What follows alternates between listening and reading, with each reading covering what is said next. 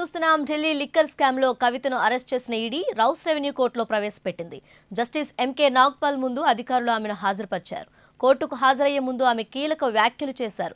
తనను చట్టవిరుద్ధంగా అరెస్ట్ చేశారని ఆరోపించారు. అక్రమ అరెస్టుపై పోరాడతానని చెప్పారు. ఈ కేసులో తనను కావాలని ఇరికించారన్న కవిత త్వరలోనే బయటకు వస్తానని చెప్పారు.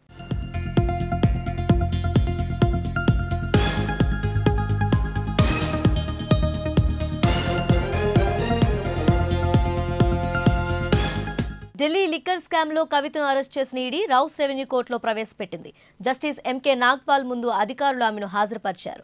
కోర్టుకు హాజరయ్యే ముందు ఆమె కీలక వ్యాఖ్యలు చేశారు. తనను చట్టవిరుద్ధంగా అరెస్ట్ చేశారని ఆరోపించారు. అక్రమ అరెస్టుపై పోరాడతానని చెప్పారు. ఈ కేసులో తనను కావాలని ఇరికించారన్న కవిత త్వరలోనే బయటకు వస్తానని చెప్పారు.